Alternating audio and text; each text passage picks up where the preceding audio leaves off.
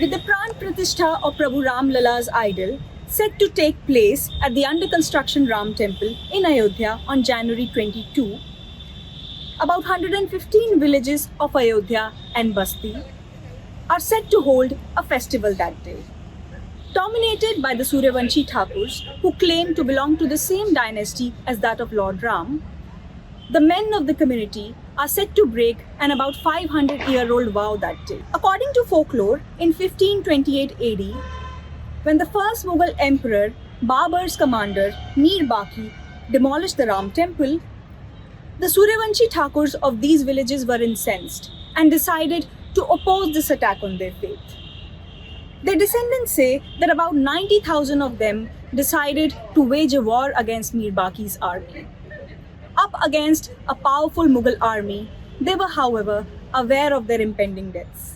Before marching ahead for the week-long war, they, however, reached the Surya Kund and took a vow before their Kuldevta and decided to never cover their heads with pagdis or use umbrellas or wear leather shoes till the time the Ram temple is reconstructed. Most of them lost their lives and only a handful of them survived, but they kept their vow. With the Pran Pratishtha of Prabhu Ram Lala's idol set to take place on January 22, 2024, that vow is set to be broken. For the Suryavanshi Thakurs residing in about 115 villages of Ayodhya and Basti, located on both sides of the Saryu River, Sri Ram is not just God, but their ancestor as well. According to some historical accounts, in 1528 AD, about 90,000 men from the community had waged a war against the Mughal army after Mir Baqi brought down the ancient Ram temple with a cannon's blow. Before marching ahead, the fighters gathered at the Surya Kund, where lies a pond and a temple dedicated to their clan deity Lord Surya, and vowed that they won't wear pagdis or shoes or use umbrellas till the Ram Janmabhoomi site is liberated. Villages in and around Ayodhya have houses of the descendants of several such warriors. The Shri Ram Janmabhoomi Ka Prachin Itihas, a book by writer Ram Gopal Visharad, mentions the names of at least 18 such warriors from the region who sacrificed their lives for the cause of liberation of Ram Janmabhoomi. 3 of those warriors, namely Thakur Gajraj Singh, Thakur Kunwar Gopal and Thakur Jagdamba Singh, belong to the villages of Sarai Rasi, Rajepur and Sirsinda respectively. Vanshraj Singh, who is the 8th generation descendant of Gajraj Singh, says that he was one of the warriors leading the men who laid down their lives to reclaim the Ram Janmabhoomi. Gajraj Singh कम से कम 6-7 foot के थे, खूब हट्टा कट्टा थे, सांवला उनका रंग था, लोग बताते सांवला रंग था, बड़ी खुमराई थी। यही लोग हम पुरानियाँ हमारे ये बताए थे, जिसे हमें मालूम है इतना। उसके बाद वहाँ शहीद हुए, जन्मभूमि पर शहीद हुए, उसके बाद उनका घर खुदा दिया गया और यही कसम खाए थे, न सिर पर पगड़ी बांधे, सूर्यकुंड पर जाके कसम खाए, सब क्षत्रियों को लेकर राजेपुर सिंडा सब क्षत्रियों को बुलाए के अपने वही कसम खा दिए कि न सिर पर पगड़ी बांधेंगे, न छाता लगाएंगे, न जूड़ी चमड़ी के जूता पहनेंगे। तो पहले नगाड़ा जूता ये चमड़े रहते रहा, न उसको पहनेंगे जब तक हम भगवान को नहीं अपने उनके स्थान पर स्थापित नहीं। हाँ, तब तक हम ये सब नहीं करेंगे। 30 वाला अब ये सब हम एकावर्त आज तक पालन कर चला। His brother Dayaram Singh says that starting from Babur's reign till the British rule, at least 76 wars have been fought by Hindus to reclaim the Ram Janmabhoomi. 76 बार कुल लड़ाई हुई, जिसमें से गजराज बाबा जो कसम खाई, हमारे यहाँ से जब यहाँ से गए तो हमारे दर्शन नगर बाजार के पास सूर्यकुंड का पोखरा है, वही पोखरे पर जाकर जो है वहाँ सूर्य भगवान की मंदिर है, पोखरा है, मंदिर है, उसी मंदिर पर कसम खाए कि हम तब तक अपना राम लला को जो है आज़ाद नहीं मुगलों से करा लेंगे, तब तक हम जो है न पैर में नहीं पहनेंगे, न सिर पर पगड़ी बांधेंगे। उनकी शान पगड़ी थी, लगाएंगे न मंडप खाया जाएगा, ये उनकी प्रतिज्ञा थी। और उन्होंने बार जो गए और लड़े और शहीद हुए, वो बचकर फिर आए और फिर आए तो फिर गए, मतलब 30 बार जो है उन्होंने वो उनको पराजित किया, मुगलों की सेना को पराजित किया। जो है 29 बार पराजित के 30वीं बार जब गए बाबा गजराज, उनको पाछे से धोखा से जो है वार किया गया, तो उस बार वो शहीद हो गए। बाबर का सेनापति मीर बाकी अपनी शाही सेना के साथ में जो है राम मंदिर को ध्वस्त करने की नीयत से आ गया था, और उसने ध्वस्त भी कर दिया। तोप लगा करके राम जी का जो है मंदिर, जो हमारे भगवान राम का मंदिर था, उसने ध्वस्त कर दिया, गिरा दिया तोप से गिरा करके। तो हमारे जो है पूर्वज ठाकुर गजराज सिंह जिनकी हम 9वीं पीढ़ी हैं, तो उनको जानकारी हुई, तो उन्होंने जो है यहाँ सिसिंडा गांव के ठाकुर जगदम्बा सिंह, राजेपुर के ठाकुर गोपाल सिंह, इन तीनों लोगों ने आपस में पहले मीटिंग की कि भाई इस तरह से हो गया है, तो इस तरह से हम अपने भगवान राम लला को जो है इस तरह से नहीं दे सकते हैं। तो उन्होंने तीनों लोगों ने इतने मेहनत किया कि मात्र 2 दिन में जो है 90,000 सूर्यवंश क्षत्रियों को एकत्रित किया। आसपास के गांव, हाँ, आसपास के 115 गाँव से सभी को जो है एकत्रित किया, और सबको साथ में ले करके, जिसके पास जो भी था, शस्त्र था, भाला था, धनुष था, तलवार थी, ये सब लेकर के, तो रास्ते में जो है सूर्यकुंड पड़ता है, सूर्य भगवान का मंदिर है, वो हमारे कुल देवता हैं। तो सभी लोगों ने जा करके वहीं पे जो है कसम खाई कि मैं, चूंकि इसलिए कसम खाई कि हमारे आने वाली, मान लो अगर हम लोग शहीद होते हैं तो हमारे आने वाली पीढ़ियों को जो है ये वो रहे कि यादगार रहे और स्मरण रहे। और हमारे पूर्वजों के पास अग्नेय शस्त्र तो थे नहीं, न तोप थी न बंदूकें थी, क्यों तलवार भारा यही सब तो था। जानते थे कमजोर है, लेकिन अब भगवान राम के लिए जो हम करना था भाई, हमारे तो, हम तो उन्हीं के वंशज हैं। Elders of the Sarai Rasi village say that the Suryavanshi Thakurs are spread in an area of about 14 kos or 43 kilometers on both sides of the Saryu river. हम निवासी सराय राशि के हैं, जिला अयोध्या है। हम सराय राशि के निवासी इस गांव के प्रथम लोग हैं जो अयोध्या रियासत से और मंदिर से जुड़ने वाले हैं। अच्छा। इस क्षेत्र के हम लोगों का फैलाव जो है, यहाँ सूर्यवंशियों का फैलाव 14 कोस में है। लगभग 100 और 110 गांवों के बीच की आबादी हम लोगों से जुड़ी हुई है। थोड़ा सा मैं आपको टोकूंगी, प्रभु राम के परिवार के पटीदार भी आप? हम लोग प्रभु राम के पटीदार भी हैं। अच्छा।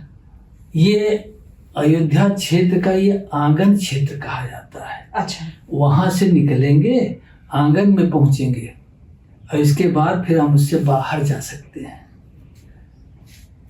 तो ये क्षेत्र जो है, ये अयोध्या का आंगन भी है। यहाँ से अयोध्या 8 किलोमीटर, और भगवान राम के पिता स्वर्गीय दशरथ जी की समाधि यहाँ से 2 किलोमीटर है। अच्छा। और ये क्षेत्र जो है सरजू नदी के एकदम कंठ पे है। भगवान राम के समय पर सरजू नदी का कगार, ये हमारे घर के बगल इधर से ही बह करके नदी जाती थी, और राजा दशरथ समाधि स्थल को छूते हुए आगे निकल जाती थी।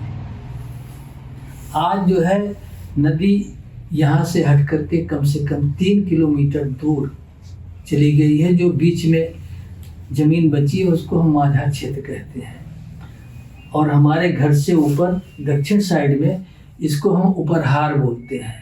हमारे गांव का नाम सराय राशि उपरहार है जी।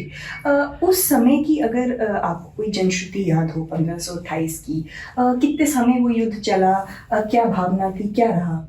हम लोगों की भावना, चूंकि अयोध्या रियासत और भगवान राम हमारे ही परिवार के थे, और उनके जन्म स्थान की लड़ाई में हम लोग अग्रणी भूमिका में थे जी। हम लोगों में साथ में हमारे गांव के, हमारे सूर्यवंशी परिवार के सभी लोग इकट्ठा होकर के, इसके अलावा यहाँ की जो अन्य जातियाँ थीं जिसके साथ हम लोग रहते थे, वो लोग भी हमारे साथ लड़ाई में शामिल थे। जैसे निषाद थे, निषाद हैं, यादव हैं, हाँ, ये सब हम लोग, हरिजन भी थे। अच्छा। हाँ, तो ये सब जो है सभी जातियाँ, सभी ने मिलकर लड़ाई लड़ी थी। हम सब ने, चूंकि ये हमारा परिवार जैसा है। The Dashrath Samadhi Sthal, where the funeral rites of Lord Ram's father, King Dashrath, took place, not only holds historical significance, but had also become one of the main stopping points for the Kar Sevaks during the Ram Rath Yatra of 1990s, when the Sangh Parivar had given a call to Hindus to gather at Ayodhya with an aim to construct the Ram Temple. तो जिस समय महाराज जी की मृत्यु हुई है, उस समय राम लक्ष्मण तो थे ही नहीं, वो जंगल में थे। भरत शत्रुघ्न भी नहीं थे, वो ननिहाल में थे। वशिष्ठ जी ने दूत भेजकर भरत और शत्रुघ्न को अयोध्या बुलाया। यहाँ आने पर जब महाराज जी के अंतिम संस्कार के विषय में चर्चा शुरू हुई तो भरत जी ने कहा कि मेरे पिताजी का अंतिम संस्कार ऐसे स्थान पर किया जाए जहाँ किसी अन्य का न हुआ। इस तरह तत्कालीन विद्वानों के द्वारा जगह का शोध शुरू हुआ, लेकिन शुद्ध जगह कहीं मिली नहीं।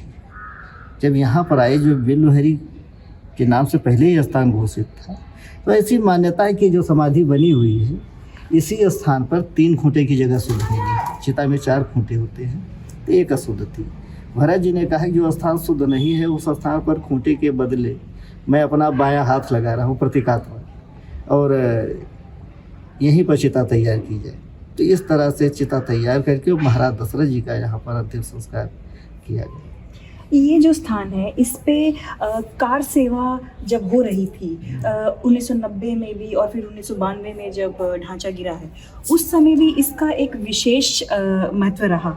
और यहाँ पे कई कार सेवक जो थे, जो दूर दूर से आने वाले, यहाँ से होते हुए तटबंध के ज़रिए होते हुए फिर राम जन्मभूमि की तरफ जाते थे। यहाँ आश्रय लेते थे, यहाँ उनको रोका जाता था, उनको मदद की जाती थी, खान पीन की व्यवस्था थी। उस बारे में बताइए, क्या यादें हैं आपकी? आप भी शामिल थे उसमें? मैं भी उस समय शामिल था, और स्मृतियाँ तो बहुत कुछ हैं और वो जीवन में ख़त्म भी नहीं होगी, कम से कम जब तक हम लोगों का जीवन है।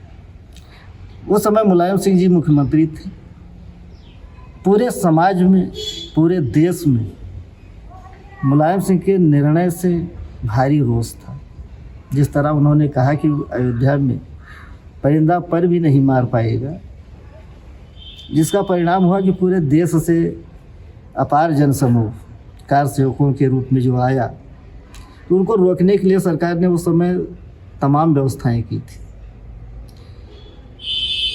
मतलब जगह जगह उनको रोका जा रहा था, पकड़ के जेलों में बंद किया जा रहा था। जब जेलें भर गई तो स्कूल कॉलेज जो थे उनमें उनको बंद किया जा रहा था, उसमें भी जगह जब नहीं रह गई तो जिसको जहाँ पकड़ते थे उसी जगह बस में ले करके और कम से कम 200 किलोमीटर दूर ले जा करके छोड़ देते थे। फिर वहीं से वो लोग पैदल चले आते थे। इस तरह से मतलब ये छोड़ते रहे और उधर से लोग आते रहे। तो इधर ये पूरब और दक्षिण की तरफ से आने वाले जितने भी हमारे कार से होते वो इसी रास्ते से होकर गुजरते थे। यहाँ भी रुकते थे? यहाँ भी रुकते थे। यहाँ हमारे आसपास के जितने गांव हैं सब उनकी मतलब भोजन की व्यवस्था, आश्रय दिया जाता था उनको। जैसे अब पैदल चले आ रहे हैं तो चोट लग गई या तबीयत ख़राब हो गया तो उनके दवा की व्यवस्था, ये सब किया जाता था उस समय। हमारे यहाँ इसी स्थान से कब से हज़ारों लोगों को पकड़ करके लेके गए। अभी यहाँ पर रुके हैं और उसी समय पुलिस आ जाती थी, तो पुलिस के सामने तो भाई बेबस होना ही पड़ता है।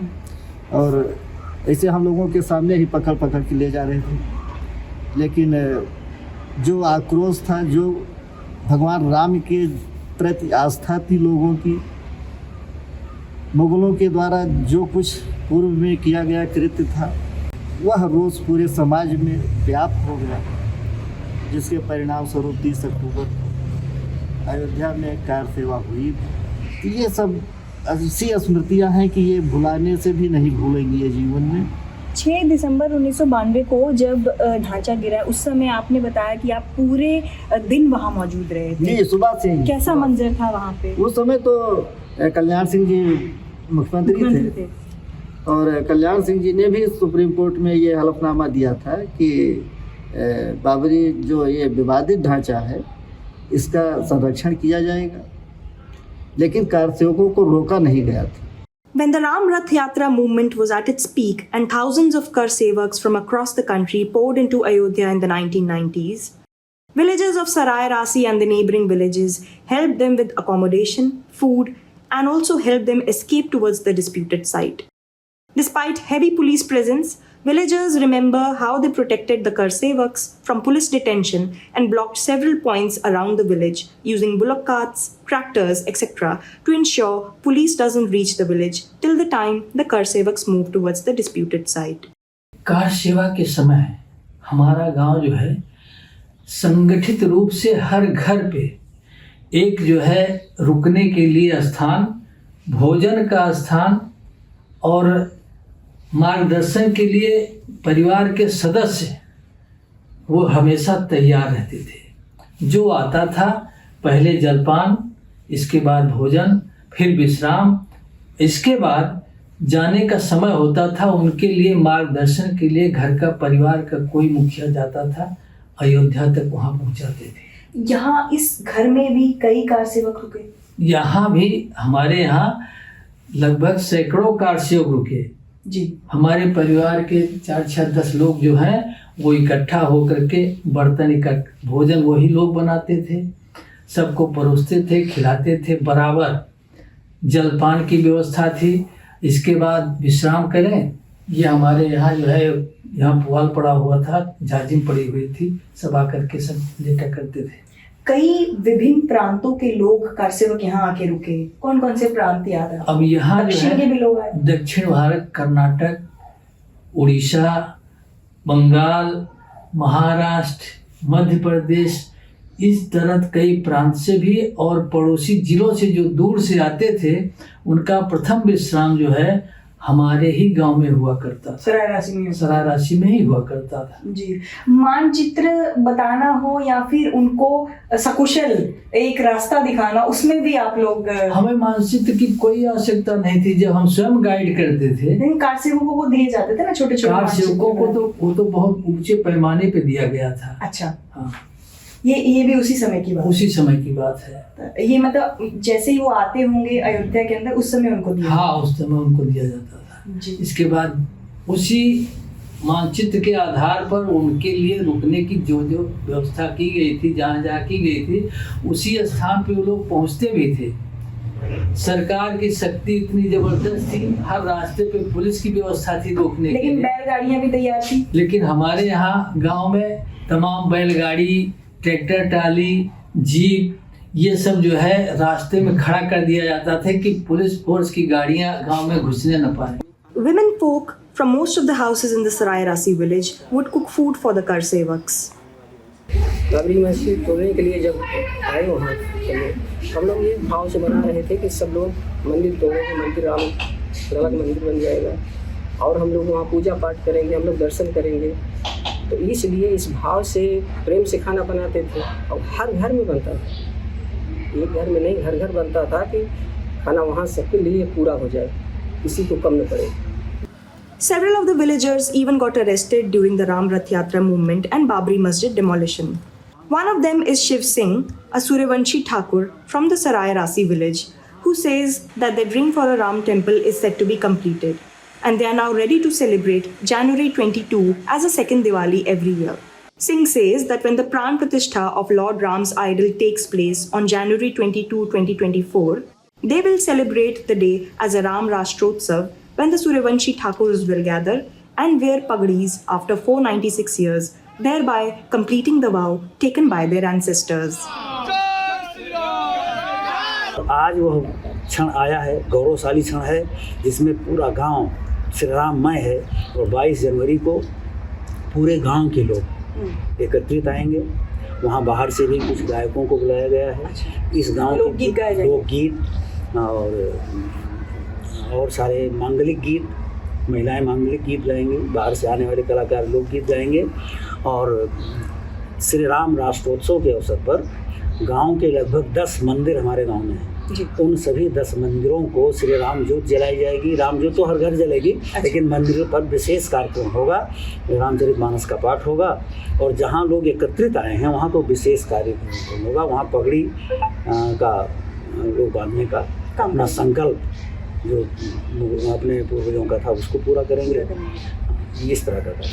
While their happiness knows no bounds, the Suryavanshi Thakurs are upset that not a single representative of the community has been invited for the consecration of Ram Lala's idol on January 22, and none of them has been made a part of the Sri Ram Janmabhoomi Teerth Kshetra, the trust formed to oversee the temple construction and manage its affairs. खुशी तो अपार खुशी है, अपार खुशी की तो कोई सीमा नहीं है, लेकिन एक थोड़ा सा मलाल है। अब चूंकि हमारे भगवान हम लोगों ने जो है ट्रस्ट को सरकार को आपके माध्यम से जो है सरकार को भी हमने अवगत कराया है कि चूंकि 115 गांव सूर्यवंशियों का है, उसमें से किसी एक आदमी को जिसको आप वो उस योग्य समझें, उसको आप जो है, चूंकि हम लोग भगवान श्री राम के ही वंशज हैं, तो उसमें से एक आदमी को जो है ट्रस्ट में शामिल किया जाए।